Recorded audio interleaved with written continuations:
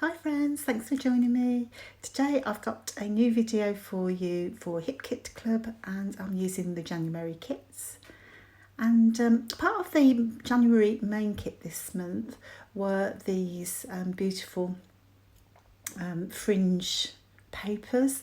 So they're already chopped up into fringes for you, and they're a mix of kind of like mixed media, kind of galaxy type things. So can't really explain it very well.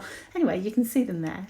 And I had it in my mind to create a kind of a balloon, a simple shape that I could layer up with the fringe, because I kind of envisaged a pinata type thing. So, where they're all fringy and textured. And so I wanted to create one of those, but I needed a simple shape, and I thought a balloon would be great.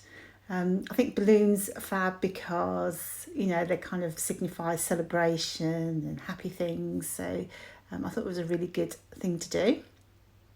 Now, I know lots of people don't have things like a silhouette or anything. So the technique I've used, hopefully anyone can do if you've got a printer and a pair of scissors.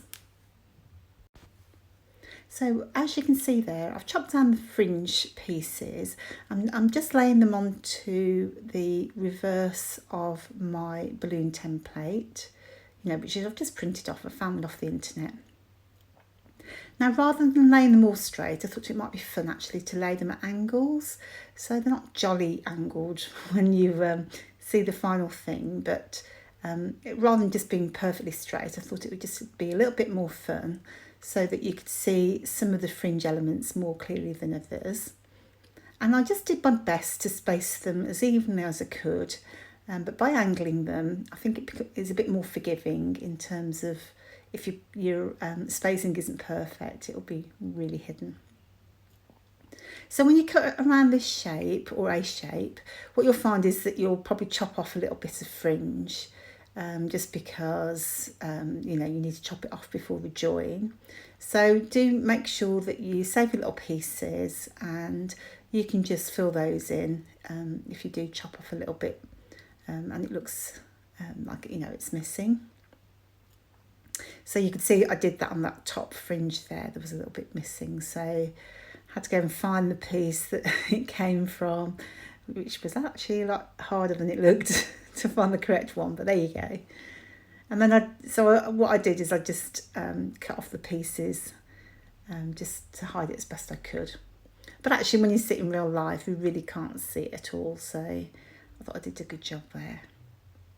So so now you can see where I was going with this. And what I'll do is I'll do some stitching off camera, just to keep it all in place and give it a nice little finishing touch, which is what I've done there. And for this, I'm going to do 2 balloons, and just to make my life simple, my second balloon is just going to be cut from pattern paper. So again, if you don't have something like a silhouette or a cricket, you could do this then if you wanted a shaped piece and don't have a cutting machine. So that's always quite handy. So I was inspired by some of the little teacups, I think, that came in the Pocket Life kit this month.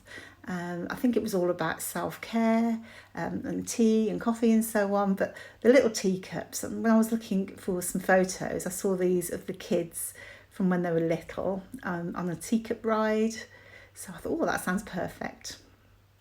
Because I wanted something outdoors that I kind of, when you fixate on something and you probably think, I don't know what the balloons have got to do with anything, but I really wanted to make this fringed balloon, and once I had that idea, I couldn't get past it.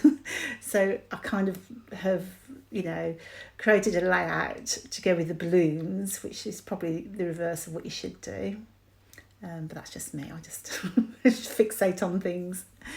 So I found these 3 photos. Now, I don't generally, if I was scrapping more than one photo, they would be the same size or the same, dimensions roughly. These are all about the same height, but I've chopped them down to fit them into my layout. So they're all different, actually are different sizes altogether. So that can look a bit disjointed if you're not careful. So the way I'm getting over that then is to have them set at a jaunty angle from one another. Because I need to squish them in, otherwise they'd go straight across the page. I do need to overlap some of the photos. So again, that was part of my decision making when trying to organise those photos there. So I've matted them onto pattern paper. I've done a torn border below, and that will help bring everything together because it could look quite busy, but I feel like the torn border will be a good foundation for those photos to rest. And just to add a bit of dimension and interest, I've just hand cut some tags there, which I absolutely adore. I love a tag. We did have a die tag in the, I think it was back in December, or it could be this month actually, it feels like a long month. So you could die cut those, and the tag dies are fantastic, but I was being a bit lazy. It was early in the morning and I just didn't want to get out my die cutting machine, so I just hand drew the tags, or traced a tag. Now that Hooray puffy sticker is gorgeous, and I thought fitted my theme perfectly, but I needed a bit of oomph, so I just matted it onto some of the yellow cardstock this month. And when I looked at the whole thing, I felt it needed a bit of more colour. It was very wide, very pale colours that I'd chosen. So to get around that, I'm going to use that gorgeous cloud stencil. I believe we got this in a kit last year, the colour kit, and I thought I wrote it down. It was the Delightful thing. I'm just looking now. It was called Delightful, but I've forgotten to write down the month. I'll find that out for you. If it's still available, guess it, because it is the best thing since sliced bread. So as you can see here, each edge has got some puffy cloud shapes, and all you do is take your ink and a blending tool, and then I would blend from the stencil outwards so that you get a nice soft edge, gradient edge there. And to make mine stretch across the page, as you can see, it's really simple. You just lay it down and then move it across. Spin it round so that you don't get too many clouds of the same shape. You could use different colours to get this effect, but I find it's just easier for me if I just use a single colour and change the amount of ink I put on. So some of them are darker, some of them are lighter. But you can see it just is a fantastic effect, isn't it? So I've got quite a few clouds on mine just to add that interest and make it look pretty. So my other top tip would be to make sure you don't want any hard edges, just to really work from the centre outwards in my case. As you can see, I worked down the page, whether that was right or wrong, I'm not sure, but it worked for me. And then just, leaves, like you can see here now, I'm just going to fill in that little gap. I don't want it to be too even because otherwise it'll look a bit harsh. But I really love how that turned out. I think it really kind of helped tell my story or the story I'd got in my head at least. So I'm just curling up the edges of that balloon, that fringe there, just so you can see that texture a little bit more, because it is so neat that you could miss the fact that it is fringed. And I really love how it turned out. So I've definitely done this before in the past with a different shape, but this is so cute. I really want to do a pinata next time.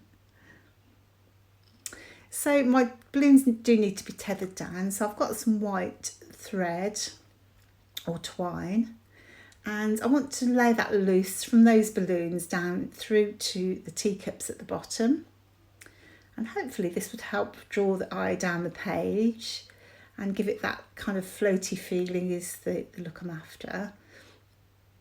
Now, I really struggled to get that twine to stick down. It kept sticking to my fingers, I kept popping off the page, so I did have to cut a bit out because I spent about 15 minutes to get the thing tied down. But anyway, it was supposed to be easy. I think perhaps I needed different glue. I think because it's wax thread, the PVA glue was a little bit of a challenge. And I'm just going to tie a little bit of cotton now to make a little bow.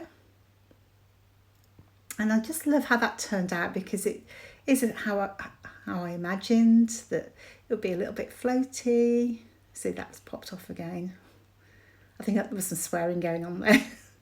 Anyway, here's the close-ups. I do like how it turned out. I think those clouds actually really lifted it, and that balloon, look at it, it's just gorgeous. So very happy with that. And thank you so much for joining, and I hope to see you on the next one. I really appreciate your time, and you can give us a thumbs up and subscribe, or head over to my channel, Morag. So see you on the next one. Take care. Bye now.